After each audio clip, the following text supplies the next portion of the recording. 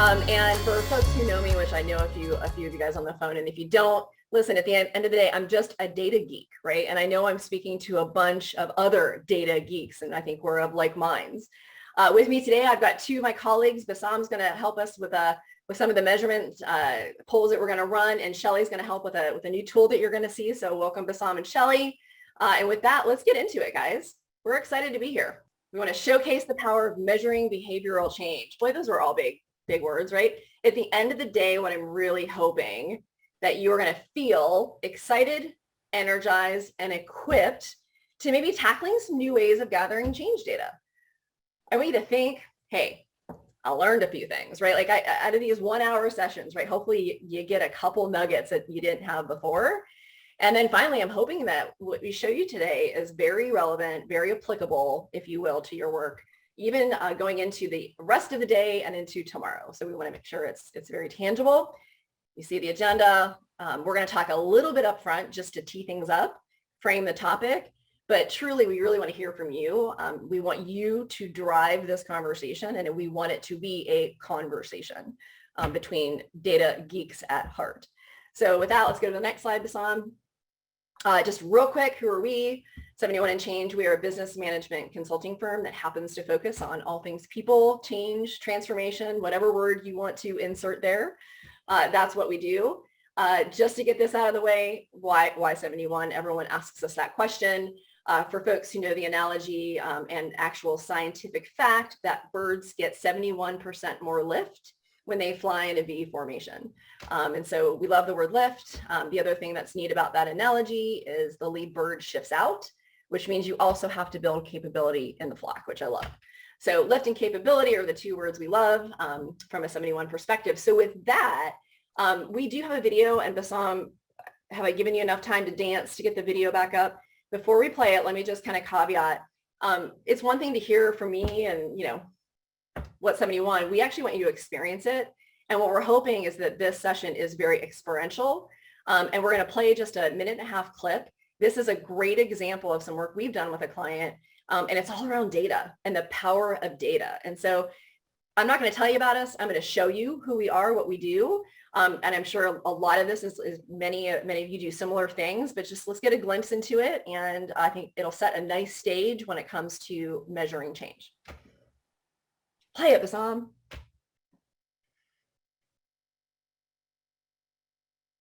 Oh, sound. I know, it's always. I think it's because you're maybe on mute, Bassam.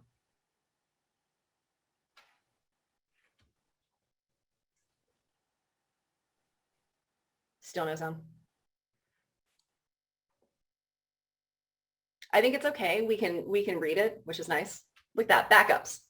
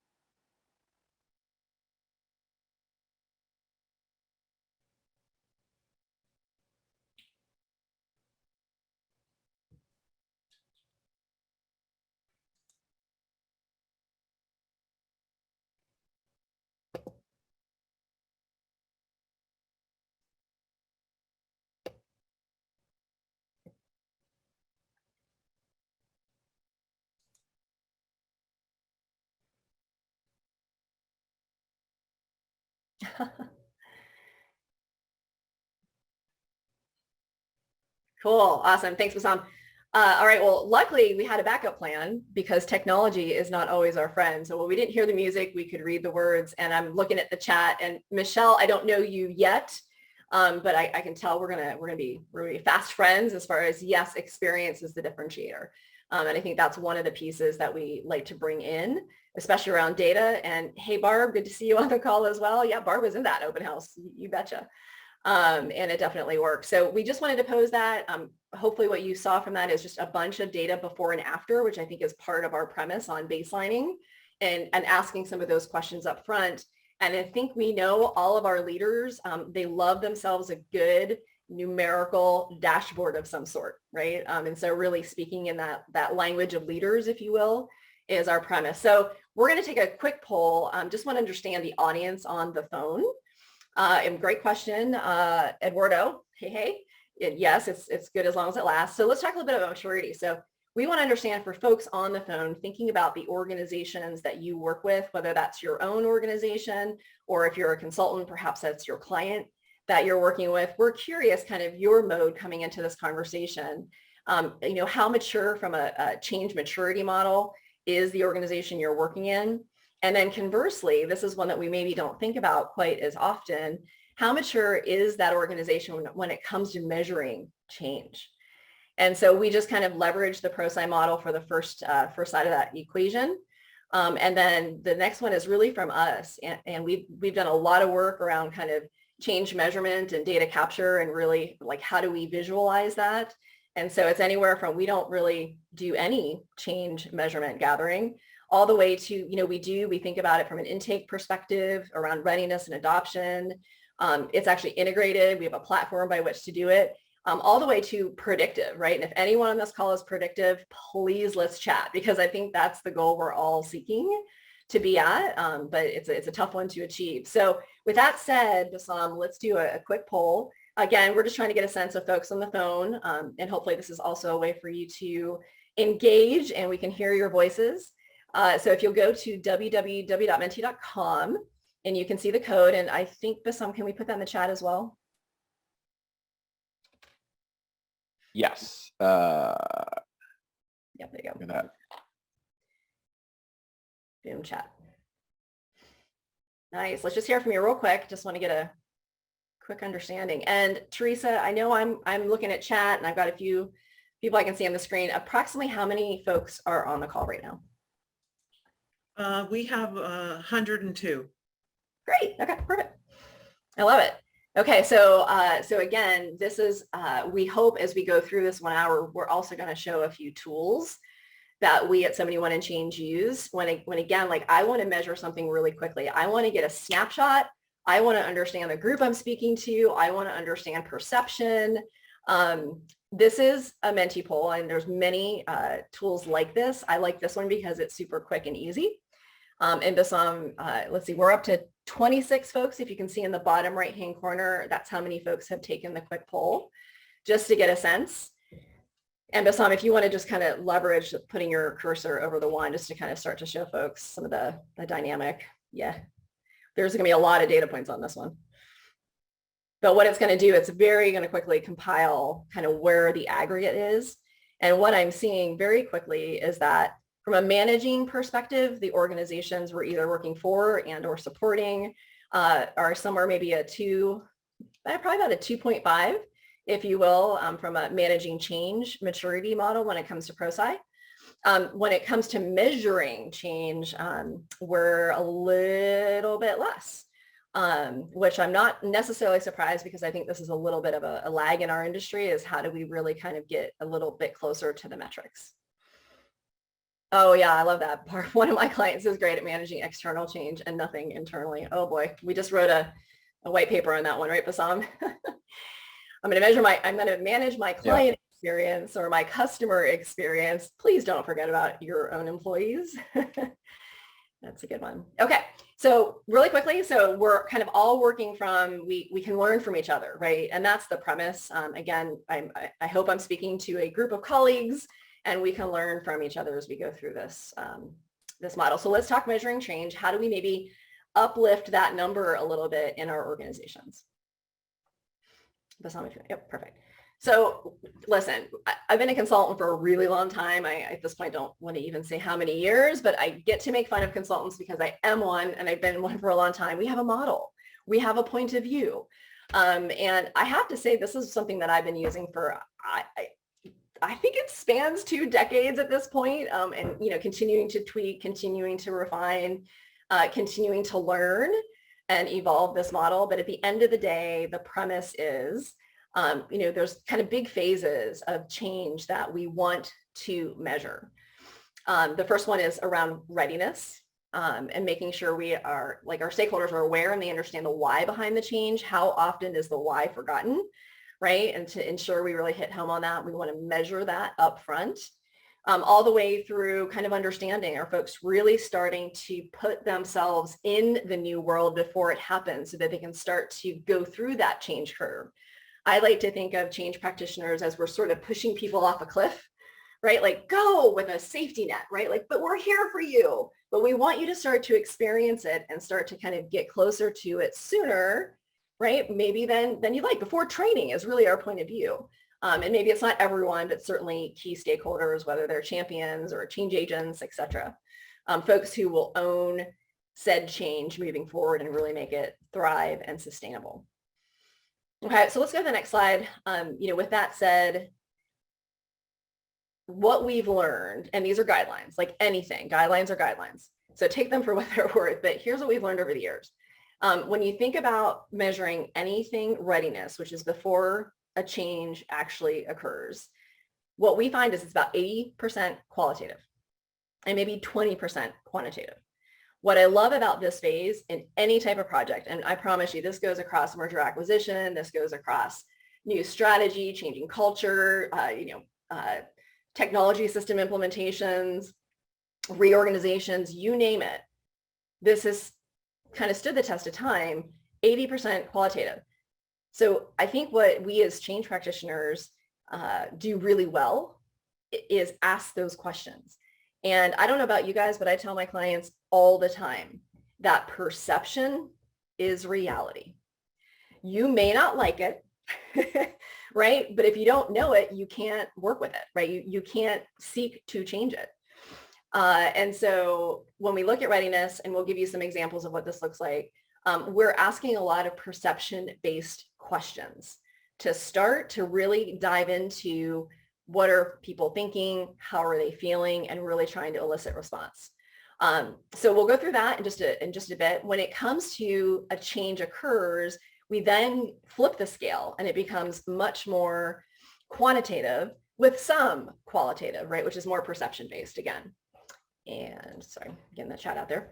And so those are, I don't want to say they're easier, but they're maybe more tangible, if you will, by which to monitor. We'll get some examples of those as well. Yes, reality, Dave, reality is a data point, 100%. 100%. So let's go to the next slide. Again, I don't want to read a lot. I want to get into the questions and have a conversation. This at the end of the day is how I look at it.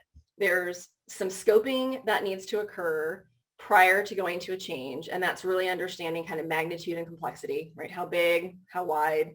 And yes, perceptions, Robert, Bob, perceptions can be quantified, and we're going to give you examples of those.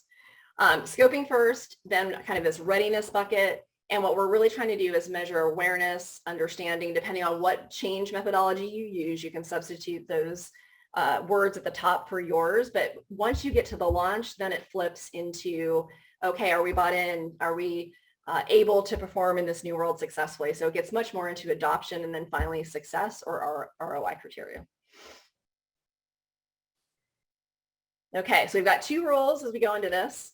First one is if you don't measure it going in, you can't measure it going out, right? So a little bit of the reason we showed you that video up front is, while it sounded maybe crazy, before this event, we had everyone take a survey with a question. Like, we're very purposeful and we want to drive these things via this event. Here are our objectives and what's our baseline, right? Do we know where people are going into this event? And you don't know unless you ask, which I believe, Assam, is the next slide, right? The second one is you don't know if you don't ask, right? So let's not be scared to ask the hard questions, right? And start to get a response. Because I can deal with perception, right? We can deal with that because all of a sudden that perception is something that we can help to manage. But if we don't know it, right, there's nothing we can do. Yes, and Eduardo, yes, as long as you ask the right questions rightly.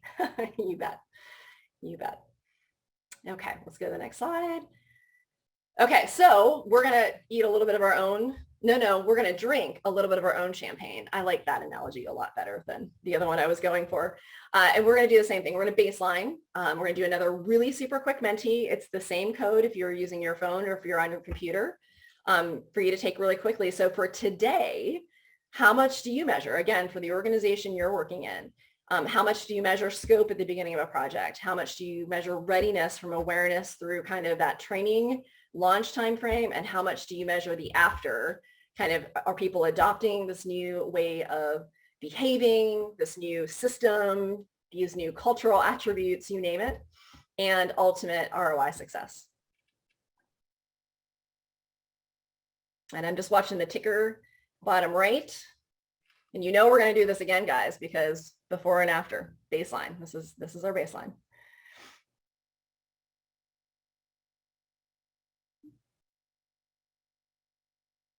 So Teresa, this must be a great reason why this topic is so hot, right? Everyone's like, tell me more, tell me more. We're kind of all sort of in the middle. Yeah. Which is great. Clearing up some of the ambiguity that's been out there for a long time, I think. Yep. You bet. Okay, great. Well, thank you for participating, guys. So we know we're all kind of coming in somewhere in that middle ground, if you will. And again, the spirit is, let's learn from one another. And so with that,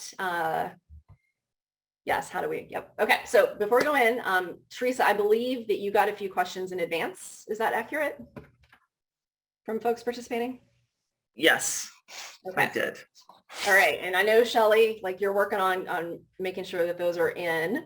What we'd like to do is flip again. We're very experiential, and we also like to showcase tools that you guys can, go out and buy and purchase and leverage in your own organizations. I know a few folks on the phone have seen us use Thought Exchange.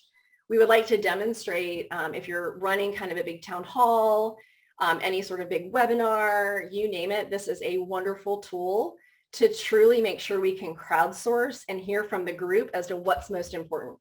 So from here on in, we're gonna use this tool and we're gonna let it allow us to drive the conversation. Think about this a little bit like for maybe folks who are in my generation, create your own adventure book. All right, and so we're gonna let you ask us questions from the group of 106 that are on the phone as to what's most relevant for you. And so we're gonna showcase a tool, again, to make it experiential. And I know, Shelly, you've been entering their questions into the tool to get us started. I'm hoping you're ready. I'm ready. Go, Yes. Shelly. Okay, tell us a little about So happy to meet all of you. Thought Exchange is a fabulous tool for very quickly finding out from the folks that you're dealing with what matters most, what's most important. So in a moment, I'm going to post a link in the chat and I'm going to share my screen. Just want to give some quick instructions before I do that. First, on the screen, when you click the link, you'll be able to enter your email address. Your responses are confidential. So the email address is just so you can see activity on the back end. You don't have to enter that. You can just go forward. The next step is to enter your questions. So what we're looking for today is questions that you have for Beth around measuring change and measuring the impact of change. So, so what questions do you have? After you enter your questions, then you get to rate the questions that have been entered. And what we want you to do is look at 1 star means, okay, maybe I want to know that one day, but I don't necessarily need to know it today. 2 stars or 3 stars might mean, that's a nice to have, but it's not paramount. 5 stars means I need to know the answer to this question today so that I can get this response. So your 5 stars should be fewer and far between so that we can figure out what matters most to everyone on the call. So you can go back and forth between the two. So if you see a question and that prompts you to want to enter in another question, you can go back. And then we will be able to use that ranking for Beth to start answering some of your questions. As she stated, we did get a list of the questions that folks asked, and I've gotten most of them entered into the tool already. So if you don't have any questions, you can go straight to ranking them. So with that, let me pop the link here into the chat, and then I will also share my screen. All right, you ready for me to switch, Shelly? Yes, I Okay. am ready. Okay. All right, it's all yours. Okay.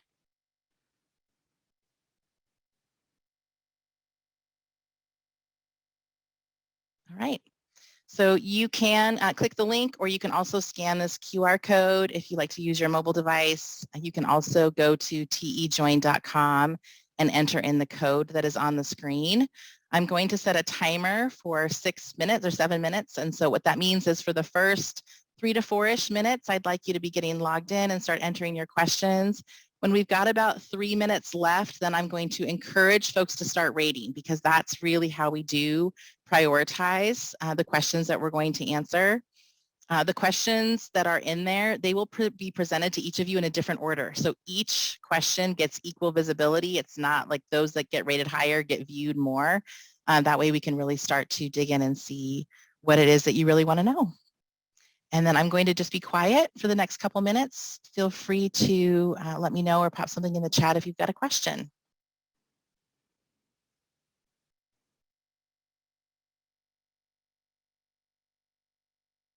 Okay, looks like we're doing good. Looks like we've got about 60 folks who've logged in. A bunch of you went straight to rating. Thank you for doing that. So lots of ratings in there already.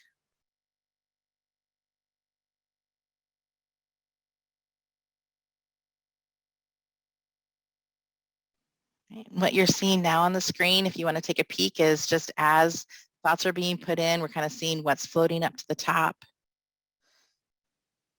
and how folks' thoughts are connected to each other.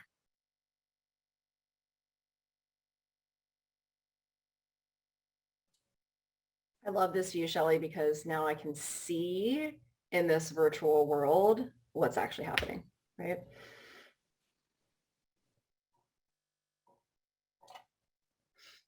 Right, you guys are doing great. We've got about 4 minutes left, so maybe take about another minute to get your questions in there before you pop over to the rating if you haven't done that already.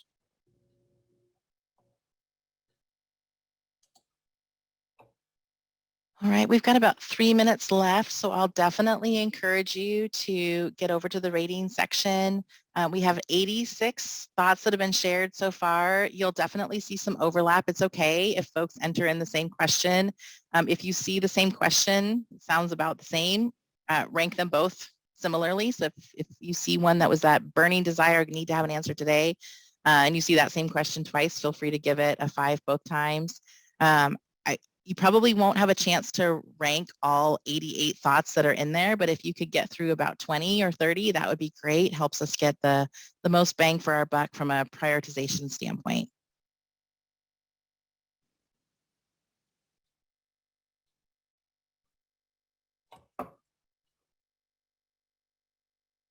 About a minute and a half left. Thanks so much, you guys, for the great participation.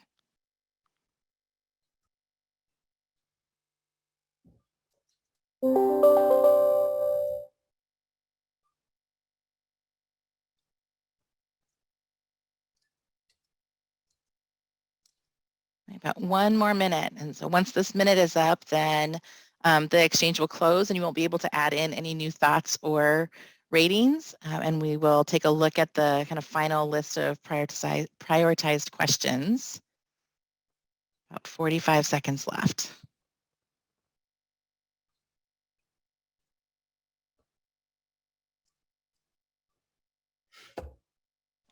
About 15 seconds left, so get those final ratings in.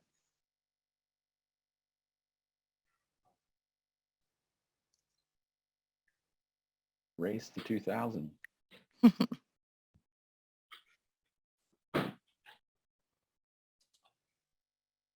All right. So thank you all so much for participating in that. Let's take a look at which questions made it up to the top as far as what was most important, absolutely need to get answered today.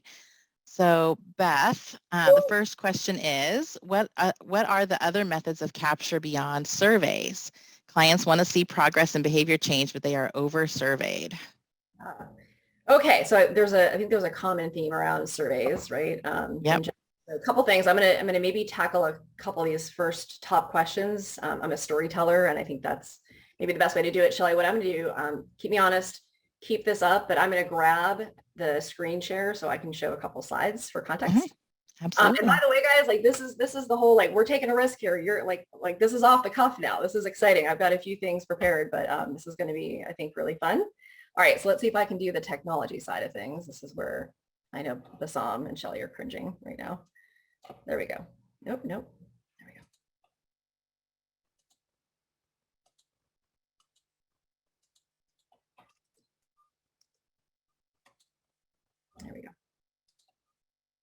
Okay. So first things first, just for context, let me check. Can everyone see my screen? No, No. it's just black. Or do you have a split screen? Oh, there we go. There we go. Actually, that's not the one I wanted. There we go. Okay. All right. So here's just a sample set of questions, just to kind of put some context around what kind of things can we ask in the more kind of quantitative world, if you will, like when we're trying to measure perception based. And I put this up here just to kind of have it as a frame. What I will say that's interesting is, yes, surveys are the easiest, probably most efficient way by which to capture information. With that said, I don't know how you guys felt about some of the polling options, right? Like the poll that we've been doing is really super quick. We do it in meetings, in context with maybe some of the things that we're talking about.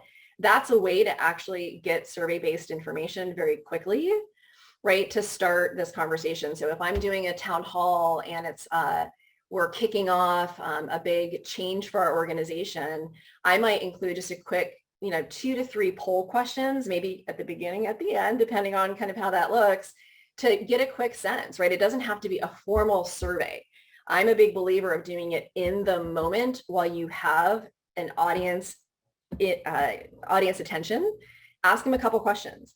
It can also be paper. We've done it by paper, which is always kind of fun when you're in person again. Sometimes the paper route is interesting. But what I would say is I found that the more creative you can get, the better. I don't know how many folks use Slack or Teams. There's little polls that you can embed, if you will, even in those mechanisms. My only rule of thumb is you ask these types of questions as it pertains to a change activity you're doing, right? It's not from left field. There's never a survey that has all these questions, right? It's I'm doing this and I'm now going to test 2 to 3 questions. If I'm doing activities that are in the awareness phase, great. Here's just a couple of examples of what you can test for.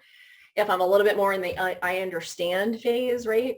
Here's some things that you can test. And if you think about that open house example that we walked y'all through, again, like, did people know they were taking surveys? They did, right? It was a paper survey. They walked in, they did it. And then at the end, they did another quick paper survey. Super simple, but that feels a lot different than kind of the typical, I have an email, I have to respond to a survey. It's just a different way to do it. That said, another one of the questions here is confidence. And I think someone on the chat had talked about perception and how can you quantify perception. I think confidence is a fascinating question to ask, whether it's I'm confident that I can perform my job or that I can be successful in deploying this initiative. When and how you ask those questions, I think, are really important to tease out. Some evidence-based, and I saw somebody put in the chat, evidence-based for folks who might have listened to, Teresa, who did you guys have on your podcast recently? It was from 1898. Oh, Dana Houston Jackson. Yeah, exactly. From Dana's podcast, right? So evidence-based, right? I feel like in some ways, perhaps I should have been a lawyer because it's sort of like, if you believe this, then that, right? But here's a really interesting one on confidence. And I'm sure you all have been in the same boat. We had a big sponsor meeting getting ready for a go live that was coming up in about 8 weeks. And we asked the question, how confident are you? This was to the program team, right? So probably about 50 folks in a room and virtual. Are you confident, right? And the executives asked it, right? We certainly didn't ask it, the executives did. And you could kind of see the eyes like around the room and everyone's like, I guess, like, I think they want me to say yes. I know they want me to say yes. I know the answer I should say is yes. And again, instead of having it be this like question that's posed out to the air and there's this feeling I need to kind of answer in a way that my sponsors will deem right, appropriate, what have you, we put it into a poll just really quickly and got a really quick pulse. And what we found out is when folks kind of said it out loud, they're like, yeah, we feel pretty good. The reality is it was 50% or less felt confident. Then, of course, we went to say, okay, well, what can we do to increase your confidence level, right? What are the things, what are the actions that we need to take as a program team to increase that? And it was, people had concerns around UAT. Like, it's not a surprise, but it allows folks to speak their mind, right, in an open, anonymous, right, kind of way, and it gets to the truth. And I think that's where we're trying to uncover perception, right, which is true. to those experiencing it. And we had a whole list of action items that we were able to then take action on, round back, and sure enough, we increased our confidence level, right? Had we not taken that action, we would have gone into that next phase, kind of getting ready for testing, thinking things were pretty good, to be honest. Whereas there were actually a lot of issues that were surfaced by asking it in an anonymous way, by asking it during a meeting. Again, this isn't something I'm going to send a survey out via email, right? Like it's all very contextually based in the right time and in the right moment. So I need to make sure I'm paying attention to chat. I know I'm talking. How many people? Yeah, yep. Okay, good. And so I see in the chat too, there's obviously different things that you can measure. Again, kind of back to our 80, 20, 20, 80.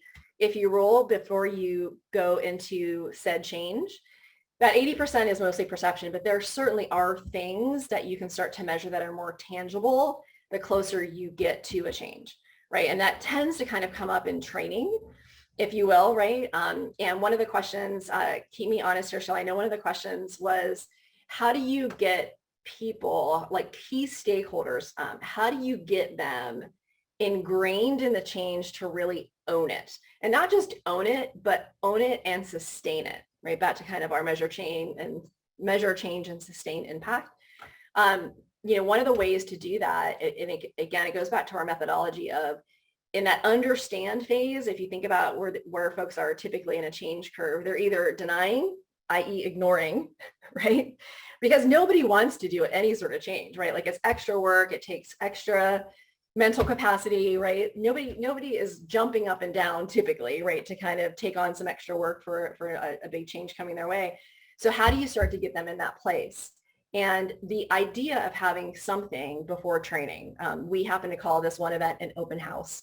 I don't really care what you call it. People call it process walk. Sometimes it's a end-to-end walkthrough, right? Where you've got your business owners, whoever will own this change long-term, they're walking through it step by step by step. That's important. But where you really start to see the dynamic shift and people taking on that ownership and accountability is when you're like, and then you've got to teach it. You need to either stand in front of a computer, right? And you are going to talk to your team, right? To your functional unit, your department, your colleagues, your bosses, right? You are the one owning this change. And we have a forum and a format by which we want you to present back. There's nothing like the gears in your mind shifting when all of a sudden you have to say it out loud, right? And of course, you've got to do it in a way that it's safe, all those kind of things. But that's how you end up getting business owners to own it even prior to a go live. And to me, that's really important. What happens when you start to sort of flip the narrative earlier and get people engaged in that way, you end up finding, some gaps or some issues that didn't come out in whatever requirements meetings, right? Like there are just things that come out last minute. We want to back that timeline up and try to surface them sooner. The only way you can do that is to get people truly engaged in the process. All right, Shelley, give me some more. Yes. So you answered the first few that are in there, but this one is, how do you begin measuring the ROI or ROE in change management? Here's what I'm going to say. I'll show you guys kind of, oops, let me see if I can get this.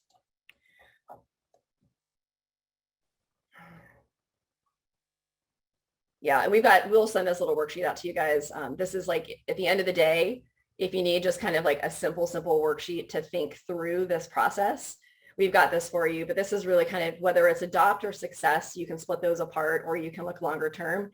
I believe that question is probably more towards the success and the ROI. I'll say a couple things on that. One, this is hard, but not hard. And what I mean by that is I feel a lot of change practitioners, by the time we're ready to measure success on a project, we've likely rolled on to the next change, right? So I find a lot of times change practitioners aren't in that moment. A lot of these metrics that come out during Hey, Beth, sorry, can you just zoom in on that a little bit? It's a little bit tiny on our screens. If you can. Thank you, sir. Oh, you're so. That's better. Thanks. Let's do this too. How about that? Good. So we may not be around to do it. What I like to do, right, is again, take this concept of a change measurement scorecard and start to work it day one on the project, right? And it's kind of interesting, I think, when a change practitioner comes to the table with like, no, really, like, let's go back to the business case. Like, what do you mean you didn't ask those questions in the business case? Well, if you didn't ask them, we probably need to we need to start asking them, right? And what I love about that is it immediately puts us into a very business focused conversation around the value of this program. So typically we'll start kind of bottom up, if you will. Let's understand kind of what the ROI success metrics are. Typically that goes back to a business case, hopefully, if there is one. And then therefore, how do we see people adopting said change and then working into readiness, which really is all, we're measuring our change activities, right? And how successful are we in moving people through the stage of awareness, the stage of understanding, right? The stages of being, becoming capable, or really learning some new change. So I say that in that, like, this is a nice cheat sheet that you guys can have. The other thing that I'll say, I'm just going to show you a couple example scorecards. Which one? This one.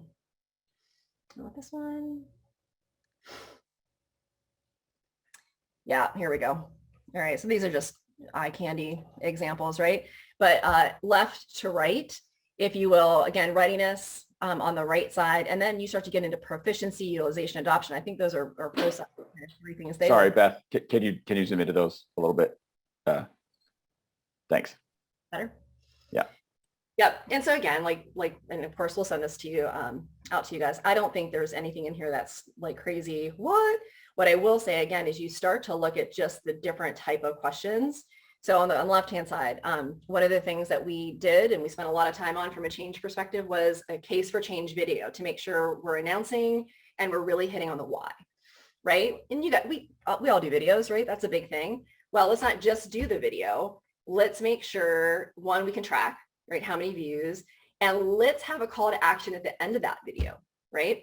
And I remember one of our projects, we had a call to action, which was simply to kind of click and what was it? I think it was ask a question to an email box, right? That demonstrated not only did you watch it, but you took it in and then you asked questions, and like 20% of the population actually asked questions, right? So that to me is a lot more like I just played the video. I actually consumed the video. I thought about the video. I then took action. Like that's a different engagement level, right?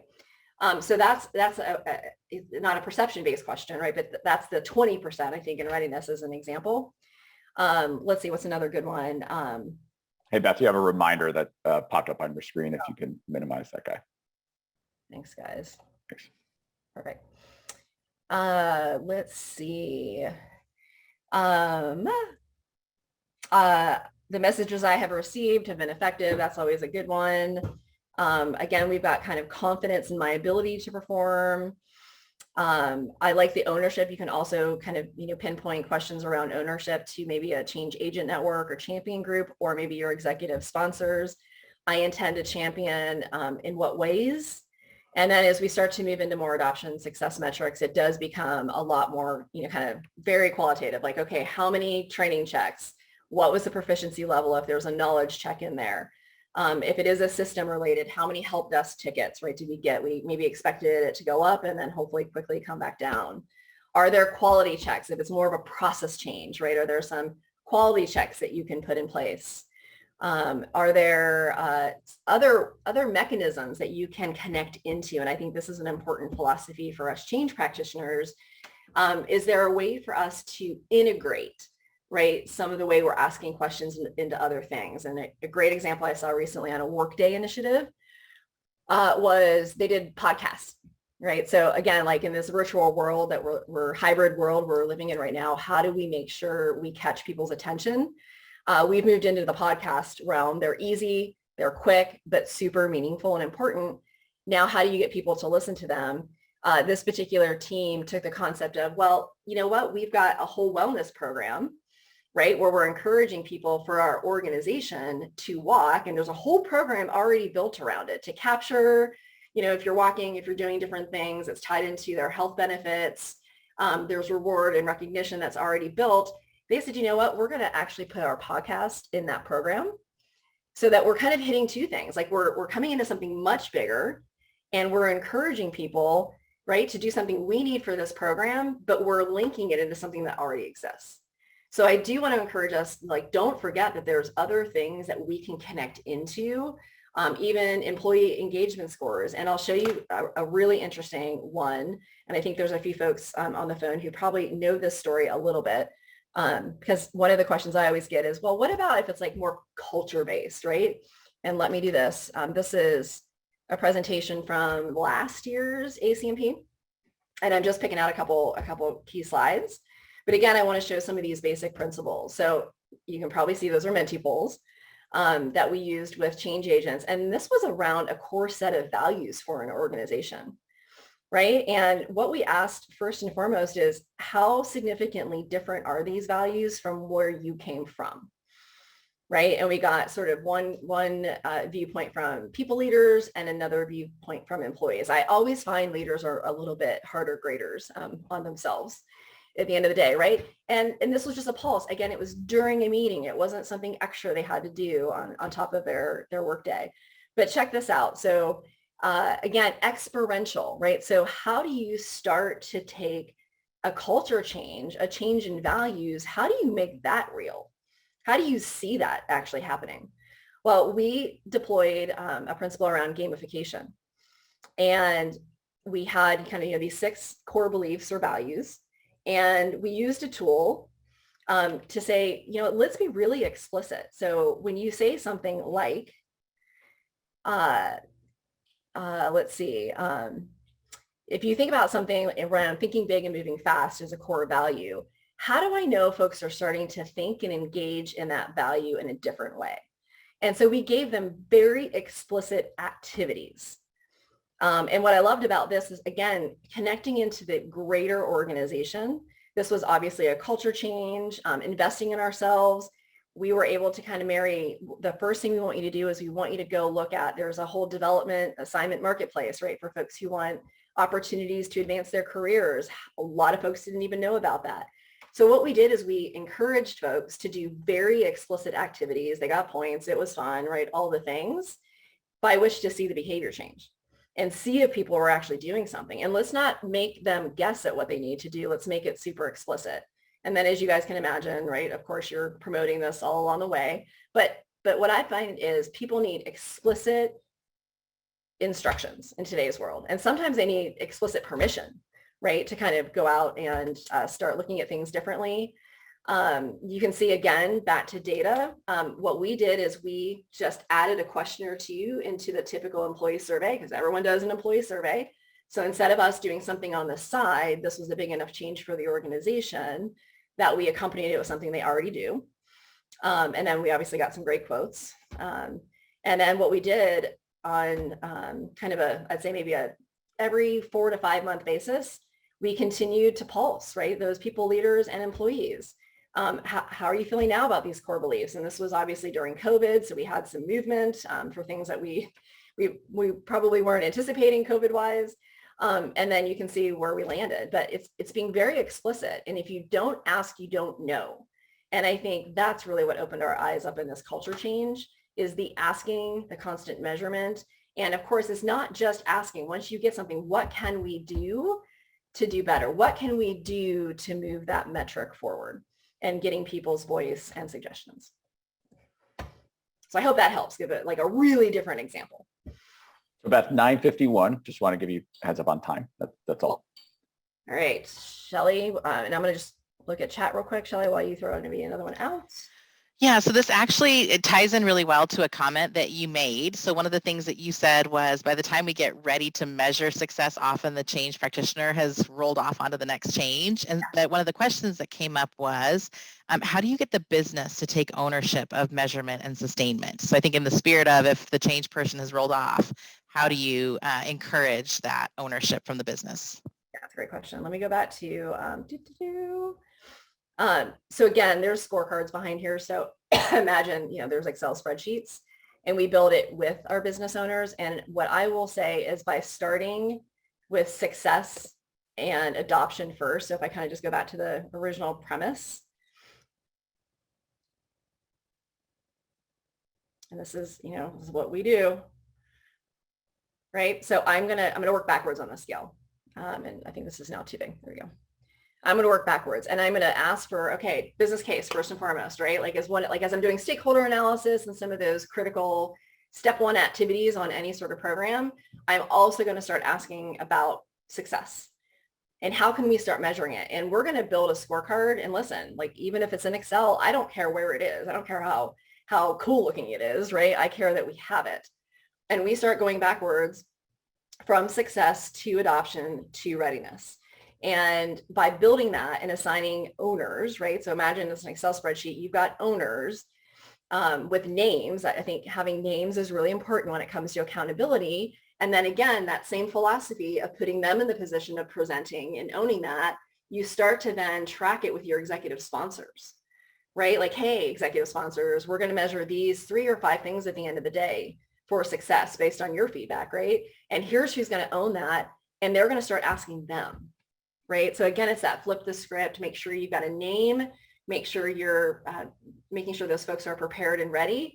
And then if you can, depending if you're internal or external from a consulting perspective, if you can, just put on a calendar, hey, every 3 months I'm going to check in, right? And I did that with a client once, and it was a really significant divestiture that they did.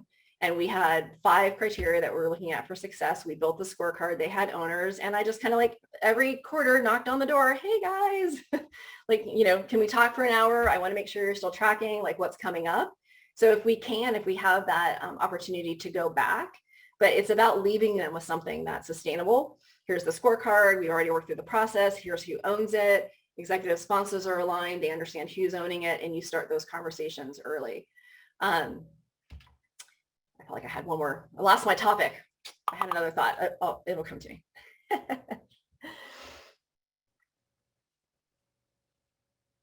So work backwards. Oh, here's the other one. Yep. So this was, thank you for that one, for the brief moment of pause. The other thing is when I first started doing this, like especially on the success adoption side, again, this is going to be a lot more business metrics that hopefully you can capture, that are being captured. And you can measure a million things, right?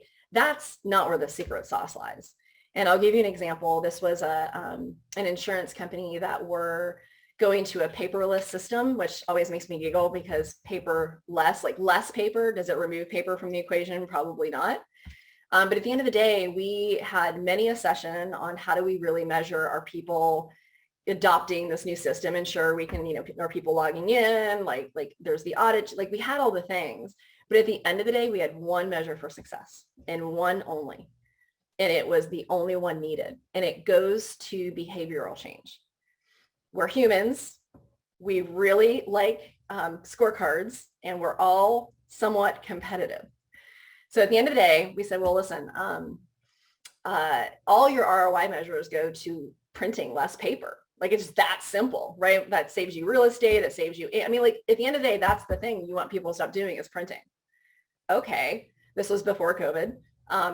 It was across the country in probably 10 different offices, but everyone sat in kind of common places and they had those big printers, right? And you can baseline measure before, well, what's our printing, kind of our typical average printing on a weekly basis or a daily basis in these hubs for these people who were trying to have print less. And then what is it after? And literally all we did was put a leader scorecard together. And it literally just said, is my printing volume going up, down, or remaining net neutral? That's all. And then it just took off from there, right? Then leaders were calling leaders saying, how did you get yours up, like, or down by 40%? Like, what are you doing different? Mine's only down by 20%. Like how, right? So sometimes the more simple you go, the better. But it takes a little bit of kind of following the rabbit down the rabbit hole, right? To kind of find that one very simplistic, most meaningful measurement when it comes to success. All right. We just 4 minutes. Yeah. With a couple minutes, do you want to do the mentees or?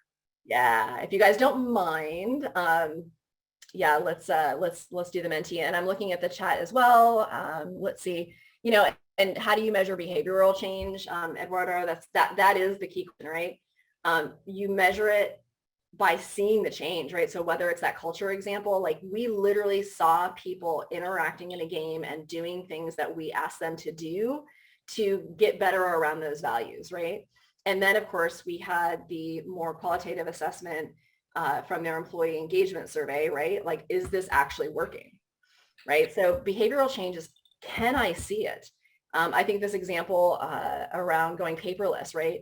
Like at the end of the day, like, are you printing less paper, right? And the behavioral change, like we could have just stopped there, but the behavioral change was making it visible with clear leader owners.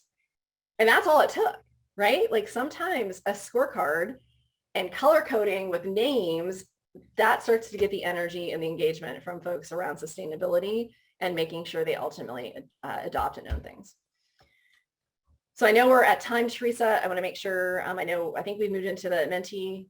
Bassam, do you need me to stop sharing? Yeah, we have 2 minutes left for questions if you'd like. Great. All right. Well, and again, like we're kind of trying to mimic, some of our best practices as well. So before, after, what I'm happy to see is we've got a few more higher scores. What I'll say is I think a lot of this is really common sense.